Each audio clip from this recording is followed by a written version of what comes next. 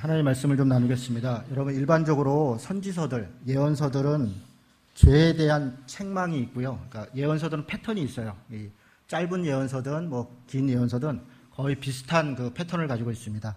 먼저 죄에 대해서 아주 심하게 책망을 합니다. 그러고 난 다음에 회개에 대한 권면이 있습니다. 너희가 이런 죄가 있고 이런 죄가 있고 이런 죄가 있으니까 회개해라. 이렇게 돌이켜야 된다. 그러고 난 다음에는 남은 자들에 대한 위로가 있습니다. 하나님의 그 권면과 책망이 굉장히 강합니다. 그래서 그 말씀을 이렇게 읽다 보면 뜨끔뜨끔하죠. 근데 우리도 그런데 당시에 그런 죄 가운데 있어서 사람들에게는 굉장히 그 강하고 엄하게 그런 말씀들이 다가왔습니다. 그런데 그런 중에도 믿음을 지키고 신앙을 지키고 하나님 앞에 남은 자들이 있었습니다. 그런 자들에게는 하나님이 권면하고 위로합니다. 그리고 또 마지막에 하나님께서 반드시 회복시키실 것이다. 그러면서 소망을 주시는 그런 패턴으로 선지서들이 이렇게 진행이 됩니다. 그런데 우리가 오늘 읽은 요엘서는 조금 다릅니다. 죄에 대한 지적과 책망이 전혀 없습니다. 너희가 무슨 죄를 졌다, 뭐가 잘못됐다, 그런 얘기가 일절 없습니다. 그런데 그런 거에 비하면 짧은 3장 이 말씀 속에 이 멸망에 대한, 심판에 대한 얘기는 너무 강합니다. 굉장히 강하고 도대체 읽다 보면 이게 무슨 일인가. 그래서 요엘서에 따른 별명이 구약의 요한계시록이다. 이런 별명이 있을 정도로 아주 멸망과 심판에 대해서 굉장히 구체적이고 그리고 엄중하게 그런 이야기들을 하고 있습니다. 모든 선지서들이 대개는 1절이나 2절에 배경들이 있습니다. 어느 왕 때다, 혹은 누구의 자녀다, 어느 시대다, 누가 누구한테 말씀을 전한다, 그런 이야기들이 있는데 요엘서는 그런 부분들이 좀 불분명합니다. 오늘 1장 1절 한번 보시죠. 1장 1절에 보면 부두엘의 아들 요엘에게 임한 여호와의 말씀이라, 이게 답니다. 이러고 나서는 그 다음부터는 책망이 아니라 그냥 심판으로 바로 넘어갑니다. 부두엘이 누군가 잘 모릅니다. 누군지, 이 사람이 어느 시대에 살았는지, 어떤 가문인지 잘 모릅니다. 그냥 요엘이 부두엘의 아들이다, 이렇게 있습니다. 그래서 이 요엘서가 어느 시대를 배경으로 하고 있는지, 심판과 멸망에 대해서 지금 엄중하게 얘기를 하고 있는데 어느 시대인가 학자들마다 의견이 분분합니다. 이스라엘은 크게 보면 두 번의 멸망이 있었습니다. 하나는 북이스라엘의 멸망이 있었습니다. 북이스라엘이라고 하는 10개 지파로 이루어졌던 나라가 721년에 아스리아한테 멸망합니다. 그때의 그 멸망을 얘기하고 있는가? 예를 들어서 아모스라든가 호세아라든가 이런 성경들은 북이스라엘의 멸망에 대해서 이야기를 합니다. 시대 배경이 그렇게 다 잘 되어 있습니다. 또 남유다의 멸망이 있었습니다. 586년에 바벨론에게 멸망합니다. 이사야를 시작해서 예레미야, 기타 여러 소선지서에 나와 있는 선지자들이 거의 대부분 이 남유다의 멸망 시기에 쓰여진 성경들입니다. 시기나 내용들이 다 성경에 자세히 나와 있습니다. 요엘서는 그 부분이 나와 있지 않습니다. 그래서 의견이 분분합니다. 북이스라엘의 멸망 때이다, 아니다, 남유다 때이다, 여러 이야기가 있습니다. 제가 볼 때 2장 1절이라든가 오늘 우리가 읽은 말씀 중에도 시온이라는 단어가 나오고 3장에 보면 예루살렘이라는 표현이 있습니다. 이런 표현들을 볼 때 저는 남유다 멸망 때로 봅니다. 남유다 멸망할 때 그 어간에 하나님께서 멸망을 이야기한 것으로 그렇게 이해합니다. 요엘서는 종말에 대한 경고와 마지막 때에 대해 성령을 부어주신다는 구절 등 종말론, 특히 시한부 종말론에서 이 말씀들을 많이 사용합니다. 이런 용어들이 많이 있기 때문에.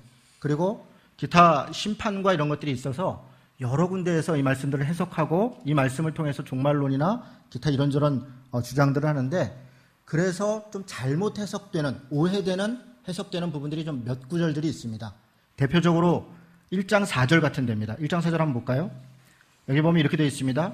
팥중이가 남긴 것을 메뚜기가 먹고 메뚜기가 남긴 것을 느치가 먹고 느치가 남긴 것을 황충이 먹었도다, 이렇게 되어 있습니다. 그러니까 뭔가가 나타나서 뭘 먹고 남은 것도 뭐가 먹고 그랬는데, 이 말씀을 어떻게 해석을 하냐면 조금 이렇게 비유적이고, 그러니까 그걸 알레르고리라고 그러는데요. 비유적으로 해석하는 분들은 이렇게 얘기합니다. 네 종류의 메뚜기, 여기 나오는 메뚜기, 팥중이, 느치, 황충이, 이게 사실 다 메뚜기과에 속하는 그런 곤충들입니다. 이거를 앞에 나오는 메뚜기는 페르시아다, 그리고 그 다음에는 헬라다, 그 다음엔 로마다, 제일 처음에는 바벨론이다, 페르시아다, 그 다음에는 헬라다, 그 다음엔 로마다. 역사적으로 이스라엘을 침공했고 지배했던 그런 제국들의 순서대로 멸망하고 있는 다시 얘기해서 이것은 미래를 이렇게 곤충들의 어떤 자연재해를 통해서 미래를 예언하고 있는 것이다. 이렇게 해석하는 경우가 있습니다. 그런데 실제 이 내용은 그런 내용은 아닙니다. 여기 나오는 네 가지 아까 말씀드린 것처럼 그냥 메뚜기입니다.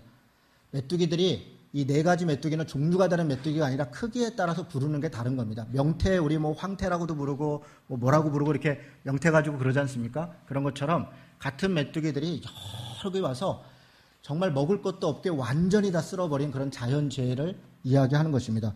제가 볼 때 성경을 지나치게 해석해서는 안 됩니다. 비유적이고 알레고리적으로 너무 지나치게 해석하면 나중에 그것이 올무가 되고 또 문제가 됩니다. 1장 7절도 비슷합니다. 1장 7절에 보면 포도나무가 나오고 무화과 나무가 나오는데 비유적이고 알레고리적으로 해석하는 분들은 포도나무는 북이스라엘의 멸망을, 무화과 나무는 남유다로 멸망하는, 그러니까 포도나무는 북이스라엘이다, 무화과는 남유다다 이렇게 해석을 합니다. 그런데 이것도 그런 내용이 아닙니다. 이건 그냥 나무입니다.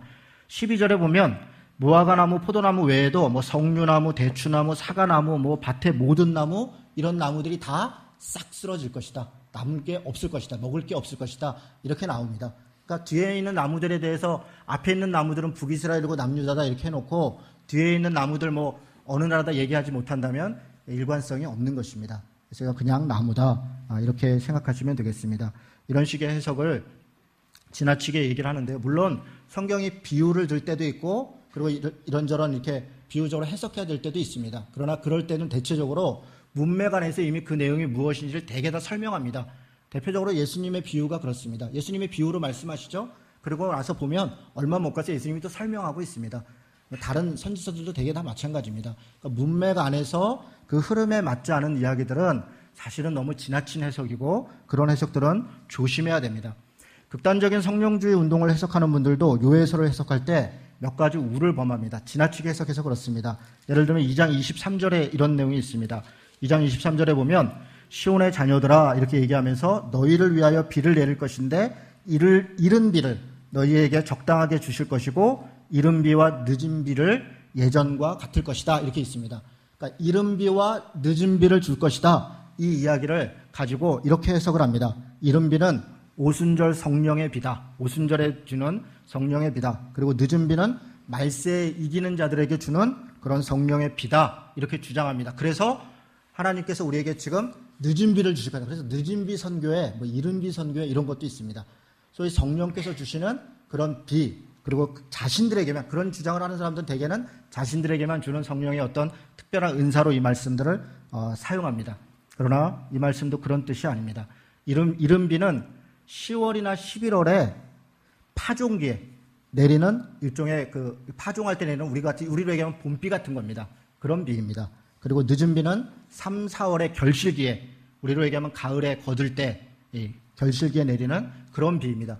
이런 비를 얘기하신 이유가 뭡니까? 하나님께서 주실 비 온전히 주겠다. 지금 여러 그 곤충들 이런 것 때문에 자연재해가 있었습니다. 하나님께서 회복을 얘기하면서 이른 비와 늦은 비를 주시고 다시 회복될 것이다. 너희들 먹을 것이 있을 것이다. 하나님이 안전하게 지키실 것이다. 그런 이야기를 하면서 이야기를 하는 것입니다. 요엘서의 대표적인 말씀이 2장 28절부터 있는 말씀입니다. 그 후에 내가 내 영을 만민에게 부어줄 것이다. 너희 자녀들이 장래일을 말할 것이고 너희 늙은이는 꿈을 꿀 것이고 너희 젊은이는 환상을, 이상을 볼 것이다. 이 말씀 많이 인용합니다. 짧게는 이스라엘의 포로 귀환 회복때에 대한 말씀입니다. 길게는 오순절 때 성령이 임하심을 베드로가 설교하면서 이 말씀을 인용합니다. 하나님께서 오순절에 성령이 임하시고 그리고 하나님의 나라가 임할 때 그 많은 사람들에게 하나님의 성령, 예수 믿음으로 주시는 그 은혜를 주신다라고 하는 말씀이 이 말씀의 이름입니다. 그런데 이걸 가지고 말세 시한주 종말론을 이야기하면서 특별한 어떤 성령의 역사가 또 있을 것으로 그렇게 주장하는 것들은 사실은 좀 지나치게 말씀을 해석하는 겁니다. 사실 이 말씀에서 오히려 중요한 것은 그 다음에 있습니다. 29절에 있습니다. 29절 말씀은 같이 한번 읽어보죠. 읽습니다. 그때 내가 또 내 영을 남종과 여종에게 부어줄 것이며 아멘. 여러분 이 말씀 굉장히 중요한 말씀입니다. 사실은 이 말씀을 요엘서에서도 그렇고 사도행전에서도 그렇고 똑같은 말씀이 있음에도 불구하고 이 말씀을 본문으로 설교할 때 성령의 임함, 성령 충만을 강조할 때만 이 앞에 부분만 이야기를 하지 29절에 나와 있는 이야기를 강조하는 것을 저는 별로 본 적이 없습니다. 사실은 이 말씀이 왜 중요하냐면 성령을 남종과 여종에게 부어준다는 겁니다. 굉장히 놀라운 선언입니다. 남자와 여자가 당시에는 차별이 엄격했던 곳입니다. 여자를 사람 취급하지 않았습니다. 그런데 하나님께서 임하시는 그 성령의 임함이 남자에게뿐 아니라 여자에게도 임한다는 겁니다. 또 심지어 종에게 임한다는 겁니다. 남자와 여자뿐 아니라 어떤 신분에 선택받은 특별한 사람들에게만이 아니라 하나님께서 모든 사람에게 차별 없이 누구에게나 하나님을 믿는 자들에게 성령을 부어줄 것이다 라고 하는 게 이 말씀의 핵심입니다. 그래서 이야기합니다. 그 다음에 보면 32절에 보면 거기도 같이 한번 읽겠습니다. 자, 시작. 누구든지 여호와의 이름을 부르는 자는 구원을 얻으리니 이는 나 여호와의 말대로 시온산과 예루살렘에서 피할 자가 있을 것이며 남은 자 중에 나 여호와의 부름을 받을 자가 있을 것임이니라. 아멘. 여기서 중요한 단어는 뭐겠습니까? 누구든지입니다. 누구든지. 하나님의 성령은 누구든지 차별 없이 하나님을 믿고 그에게 나오는 자들에게 부어줄 것이고, 그리고 그런 자들에게는 누구든지 여호와의 이름을 자들은 구원을 받을 것이다 라고 선언하는 것, 그게 성령 임함의 역사이고 내용입니다. 예수 믿는다고, 성령 받았다고 그런 사람들이 누군가를 차별하고 무엇을 배제하고 하는 일에 나서고 그것을 억압의 기제로 사용한다는 것은 성경의 말씀을 온전히 이해하지 못하는 것이고 성령 충만함을 온전히 받지 못한 것입니다. 오히려 그렇게 이것을 해석해야지 이른 비나 늦은 비, 말세의 성령을 종말론적으로 오히려 어떤 특별한 역사로만 이해하는 것은 정당하지 않습니다. 이런 해석들이 신선하고 또 때로는 딱딱 들어맞기도 합니다. 이런저런 본문들 가지고 이야기를 하면 그게 그런가 보다. 그러나 그런 것에 유혹되는 것 적절하지 않습니다. 우리가 잘 아는 대로 이만희를 교주로 보혜사라고 주장하는 신천지 있습니다. 비유 해석을 처음부터 끝까지 합니다. 제가 그 강연 내용들을 보면 쉽게 얘기하면 이런 식입니다. 엉덩이 똥구녕은 빨갛다. 똥구녕은 좀 그러네요. 엉덩이는 빨갛습니다. 빨가면 사과고, 사과는 맛있으니까, 맛있으면 바나나고, 바나나는 기니까 기름이 기차다. 이렇게 얘기합니다. 그런 식입니다. 그런데 여러분 생각해 보세요. 맛있는 거는 사과입니까? 어떤 사람한테는 사과일 수 있죠? 어떤 사람한테는 사과가 아닐 수 있습니다. 바나나일 수도 있고, 딸기일 수도 있고, 포도일 수도 있습니다. 이게 무슨 얘기입니까? 말로 그냥 들으면 그래 그렇게 있지만 실제로 엉덩이가 빨간 원숭이하고 기차하고는 아무 관계가 없는 겁니다. 이런 식으로 그냥 비유로 말장난같이 이렇게 이연령 비연령처럼 갖다 붙이는 것, 그게 성경 해석의 모습이 돼서는 안 됩니다. 이걸 어떻게 분별하겠습니까? 결국은 신자 스스로가 성경을 해석하지 않으면 이것을 해석할 수가 없습니다. 목회자가 해석해주고 있는 성경 해석만 그것에 의존해서 다른 어떤 해석도 받아들이지 않고 자기 교회 목사가 해석하는 그 설교로만 그렇게만 이해한다면 결국 우리는 잘못된 해석을 접할 때, 또 혹은 신선한 해석, 뭔가 좀 다른 해석을 접할 때 유혹되고 마는 것입니다. 스스로 성경을 읽어야 됩니다. 스스로 성경을 해석해야 됩니다. 그것만이 자신의 신앙을 지키고 가장 확실하게 하나님 앞에 서는 방법입니다. 본문으로 가겠습니다. 오늘 2장 12절입니다. 지금까지는 서론인 겁니다. 2장 12절 같이 한번 읽도록 하겠습니다. 읽습니다. 자, 시작. 여호와의 말씀에 너희는 이제라도 금식하고 울며 애통하고 마음을 다하여 내게로 돌아오라 하셨나니. 여러분 1장에서부터 2장 11절까지는 이스라엘이 어떤 죄악 때문에 하나님으로부터 엄청난 심판을 받고 있는 내용을 기록합니다. 굉장히 끔찍합니다. 사실은 하나님이 심판을 하는 것이 아니라 더 정확히 얘기하면 하나님이 그냥 손을 놓은 것입니다. 허용한 것입니다. 보호하고 인도하시고 이렇게 해주셨다가 어떤 공격과 아픔부터 그냥 이렇게 놔둔 거예요. 더 이상은 안 되겠다. 이제는 오히려 그들에게 있는 고난을 당하는 것이 그게 은혜고 사랑이다 라고 판단한 것입니다. 그런데 그 결과는 너무나 끔찍합니다. 메뚜기 떼들로 인해서 곡식과 들판이 황폐해졌는데 그냥 적당히 그런 게 아닙니다. 나무가 완전히 맑아졌고요. 아무런 먹을 것도 없고요. 그런 정도로 고통과 고난이 왔다고 얘기합니다. 환난과 저주는 끔찍했습니다. 앞에서 잠시 말씀드린 것처럼 곡식과 나무들은 아무것도 없어서 씨가 말랐습니다. 창고는 비었고 곡간은 무너지고 말았습니다. 가축은 울부짖었고 마른 땅과 나무에는 불이 붙어서 온통 불바다가 되었습니다. 너무너무 가물은 것이죠. 메뚜기 떼의 공격은 마치 기병 전차와 같았고 그날은 여호와의 날이라 부르며 크고 심히 두려운 날이 왔다. 그렇게 선언하고 있습니다. 그날은 멸망의 날이고 고통의 날입니다.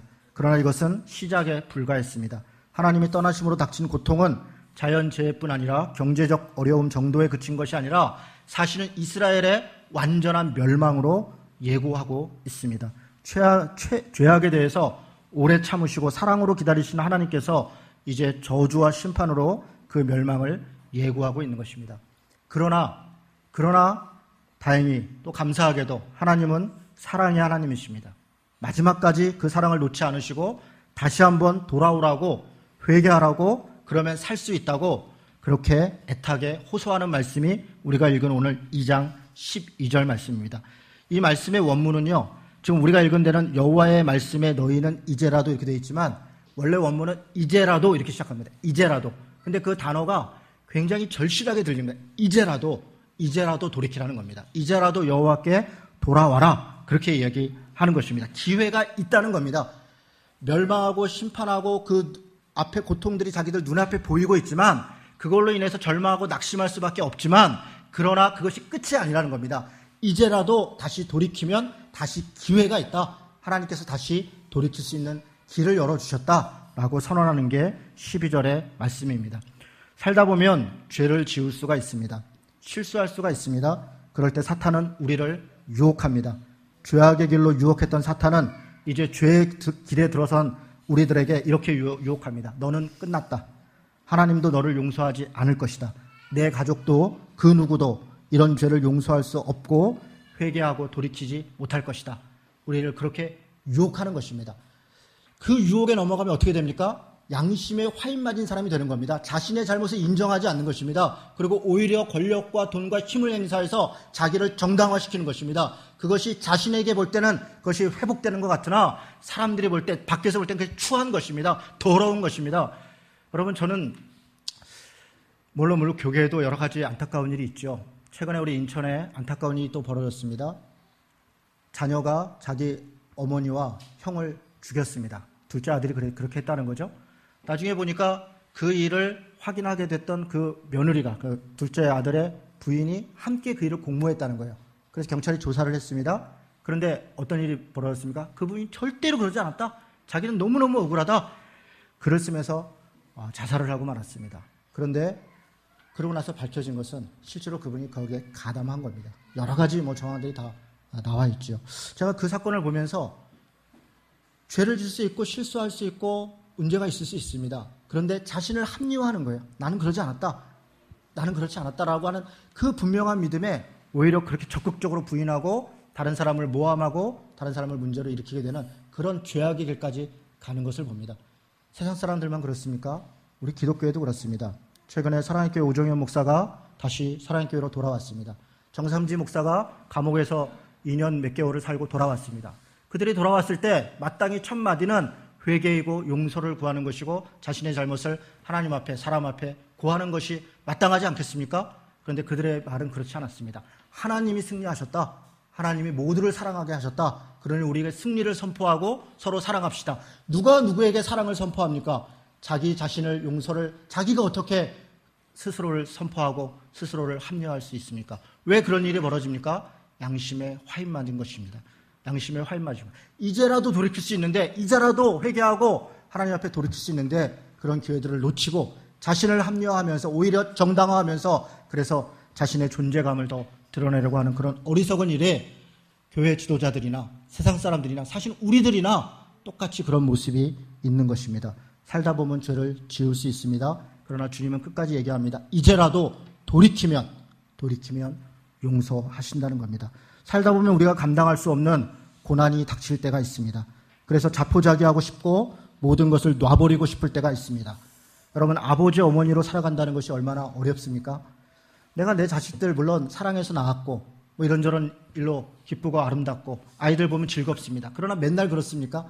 굉장히 버겁습니다. 내가 왜 아버지가 됐나? 내가 왜 어머니가 됐나? 이놈들을 내가 왜 책임져야 되나? 그런 생각 들 때가 한두 번이 아닙니다. 아버지 어머니로 살아간다는 것 사실 버거운 것입니다. 자녀로 살아간다는 것도 쉽겠습니까? 부모를 섬기고 책임진다는 것 어렵고 힘든 일입니다. 회사에서 책임자로 어떤 자리에서 어떤 결정을 순간에 그 일들을 감당한다는 것 어려운 일입니다. 책임자만 어렵겠습니까? 그 일을 함께하는 사람들, 무언가 일들을 주어지고 그 일을 감당해야 된다는 것 쉬운 일이 아닙니다. 어떤 결정의 순간에, 결혼을 앞두는 순간, 진로를 결정하는 순간, 모든 순간이 사실은 우리가 감당할 수 없는 어떤 현실과 그런 좌절할 때가 있습니다. 사탄은 그럴 때 우리를 유혹하고 차라리 우리를 유혹합니다. 뭐라고 유혹합니까? 차라리 포기해라. 차라리 죽어버려라. 그것이 하나님과 사람 앞에 마지막 염치고 돌이다. 그렇게 우리를 속입니다. 여러분, 죽으면 끝나는 것입니까? 끝나지 않습니다. 죽으면 끝난다는 생각은 믿음이 없는 생각입니다. 우리는 분명히 아는 것은 하나님의 영원한 나라가 있다는 것을 믿고 사는 것입니다. 하나님의 영원한 나라만 있습니까? 지옥도 있는 것입니다. 우리가 이 땅의 삶이 아무리 고통스러워도 지옥보다 고통스러운 것이 아닙니다. 물론 우리가 살아가는 것이 지옥 같은 세상인 것일 때가 많이 있죠. 그러나 그것이 다가 아닙니다. 죽으면 끝나는 것이 아니라 포기하면 끝나는 것이 아닙니다. 돌이켜야 됩니다. 돌이키면 살 수 있습니다.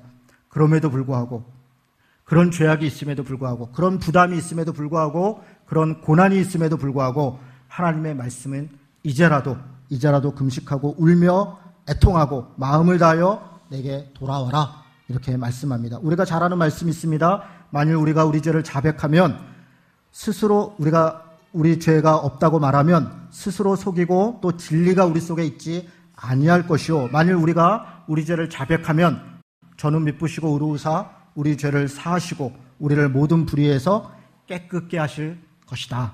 아멘. 그렇습니다. 이런 말씀을 붙잡아야 됩니다. 이런 말씀이 하나님의 말씀이 되어서 우리 안에 역사해야 됩니다. 그래야 우리는 다시 살아나는 것입니다. 하나님 앞에 고백해야 됩니다. 주여, 나를 불쌍히 여기소서, 나를 용서해 주소서. 회개하면 하나님께 돌아가는 것입니다. 하나님은 13절 이렇게 얘기합니다. 그는 은혜로우시고 자비로우시고 노하기를 더디하시고 인애가 크시사 뜻을 돌이켜 재앙을 내리지 아니하신다, 이렇게 얘기했습니다. 한마디로 무슨 말입니까? 하나님은 사랑의 하나님이라는 겁니다. 여전히 우리를 사랑하시고 우리를 기다리시고 우리에게 기대하고 계시는 분이시라는 그런 말씀입니다. 그러니 어떻게 하라는 겁니까? 진정으로 회개하라는 겁니다. 13절 앞부분이 이렇게 되어 있습니다. 너희는 옷을 찢지 말고 마음을 찢어라, 이렇게 되어 있습니다.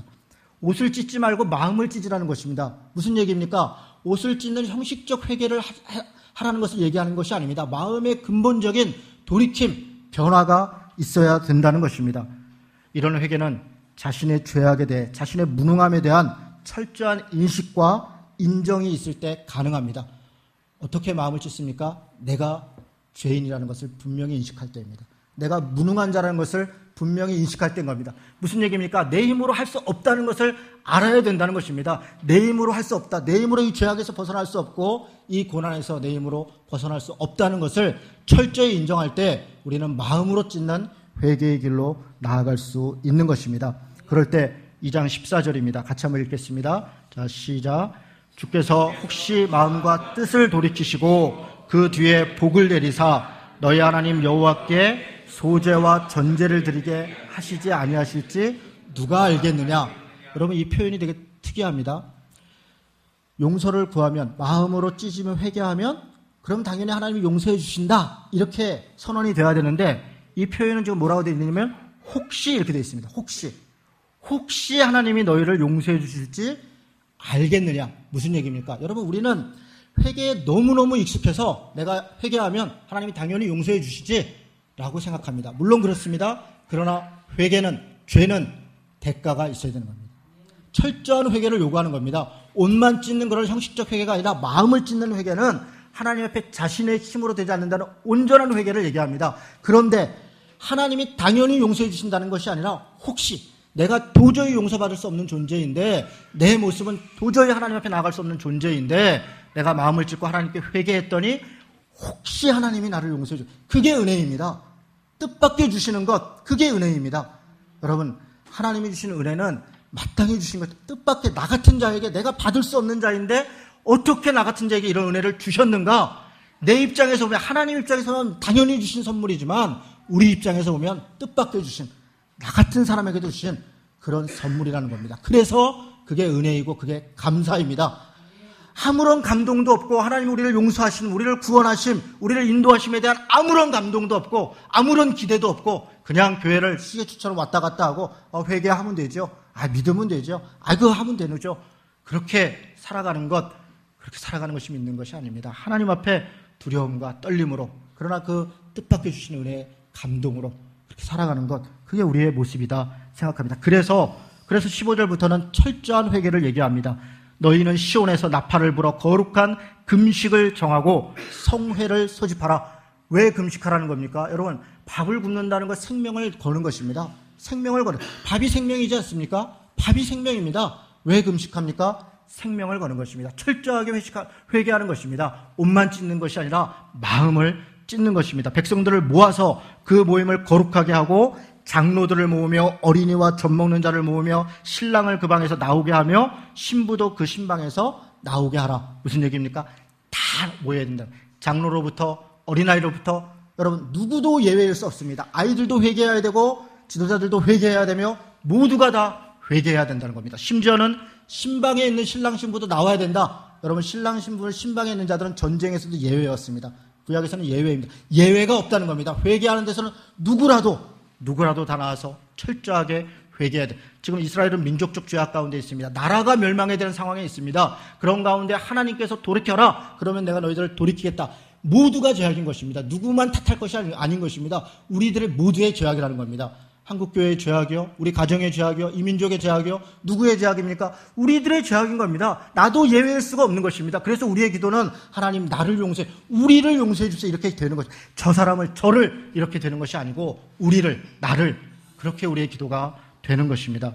17절은 얘기합니다. 여호와를 섬기는 제사장들은 낭실과 제단 사이에서 울며 이르기를 여호와여 주의 백성을 불쌍히 여기소서 주의 기업을 욕되게 하여 나라들로 그들을 관할하지 못하게 하옵소서. 어찌하여 이방인으로부터 그들의 하나님이 어디 있느냐 말하게 하겠나이까 할지어다. 제사장들이 회개해야 됩니다. 여러분, 교회 개혁에 대해서 이야기할 때 많은 사람들이 성도도 책임이 있다. 그렇습니다. 저도 그렇게 생각합니다. 저도 성도였습니다. 제가 목사가 된 지 2년밖에 더 되지 않지 않습니까? 저도 집사였고 저도 청년이었습니다. 많은 사람들을 비난했습니다. 욕했습니다. 그리고 저도 교회 개혁에 열심히 일했습니다. 성도들이 달라져야 된다 생각했습니다. 그렇습니다. 성도가 달라져야 됩니다. 그러나 궁극적 책임이 어디에 있습니까? 저는 지도자에게 있다고 생각합니다. 그거는 목사이기 때문에 그런 것이 아닙니다. 모든 조직이 다 마찬가지입니다. 학교에서 책임이 왜 학생들도 달라져야 되죠. 그러나 선생님에게 책임이 있는 겁니다. 교장 선생님에게 책임이 더 큰 것이고 선생님들에게 있는 겁니다. 지도자로 있는 자들은 지도자로서의 책임이 있는 것입니다. 그 자리에 가 있을 때 하나님이 그를 거기 사용할 때 더 큰 책임을 지라는 겁니다. 더 큰 권한을 행사하라는 것이 아니라 더 큰 책임을 지라는 것입니다. 그게 우리에게 주신 것입니다. 우리가 그것을 두렵고 떨리는 마음으로 대해야 되는 것입니다. 그래서 성경은 많이 선생 되기를 원하지 말아라. 지도자 되기를 기뻐하지 말아라. 그렇게 얘기합니다. 많이 받은 자들에게는 많이 구할 것이다. 그렇게 이야기합니다. 그것이 우리의 책임이지 않습니까? 세상 조직도 마찬가지입니다. 모든 조직이 다 리더에게, 지도자에게 더 큰 책임을 묻는 것이고 당연한 것입니다. 교회도 마찬가지입니다. 하나님께서 목사로 부르시고 지도자로 부르시고 장로로 불렀다면 우리가 그것에 대해 깊은 책임을 가져야 됩니다. 누구를 탓하고 누가 달라져야지 나도 달라진다 그런 식의 자세는 안 됩니다. 제가 볼 때는 우리 한국교회는 목회자부터 달라져야 됩니다. 그렇게 되지 않으면 달라지지 않습니다. 가르침이 온전하지 않은데 어찌 행동이 달라질 수 있습니까? 강단에서 맨날 쓰레기 같은 얘기만 하고 강단에서 맨날 그런 얘기를 하는데 어떻게 달라질 수 있습니까?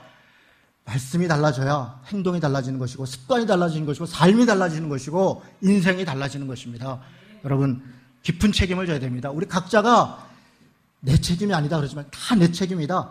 내가 책임져야 될 사람들한테 내 책임이다. 그런 마음으로 우리가 더 큰 책임을 갖고 울며 기도하고 우리를 불쌍히 여기소서 그렇게 해야 됩니다. 우리의 죄악 때문에 세상 사람들이 내 하나님이 어디 있느냐, 내 하나님이 어디 있느냐 그렇게 우리를 조롱하고 있지 않습니까? 우리 안에 철저한 회개, 그것이 필요합니다.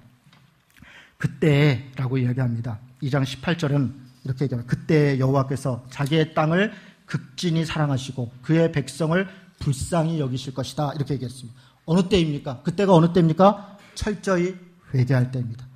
이제라도 포기하지 말고 회개할 때, 바로 그때 여호와께서 자기의 땅을 극진히 사랑하시고 그의 백성을 불쌍히 여기시는 것입니다. 그의 백성들을 모든 경제적, 군사적 위협에서 구하실 것입니다. 이른 비와 늦은 비를 내려주실 것입니다. 마당에 밀이 가득하고 독의 세포도주와 기름이 넘치게 하실 것입니다. 하나님의 영을 만민에게, 자녀들에게, 늙은이에게, 청녀들에게, 남종과 여종에게 차별 없이 부어주시고 여호와의 크고 두려운 날이 이르기 전에 누구든지 여호와의 이름을 부르는 자는 구원을 주시는 것입니다.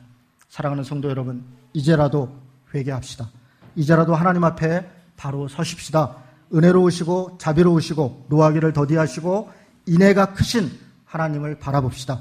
어떤 죄악, 어떤 환경, 어떤 환난, 어떤 상황일지라도 좌절하고 낙심하고 포기하지 맙시다. 하나님께서 나아가고 그에게로 돌아갑시다. 그럴 때 하나님께서 마음과 뜻을 돌이키시고 다시 날마다 하나님과 교제함을 허락할 것입니다. 하나님의 백성을 불쌍히 여기시고 모든 위협으로부터 보호해 주시고 이른 비와 늦은 비를 내려주시고 새 포도주와 기름을 가득하게 하실 것입니다. 하나님의 영을, 성령을 충만하게 부어주시고 하나님의 이름을 부르는 모든 자에게 구원의 은총을 주실 것입니다. 이 믿음으로 살아가는 성도 되시기를 주님의 이름으로 축원합니다. 아멘.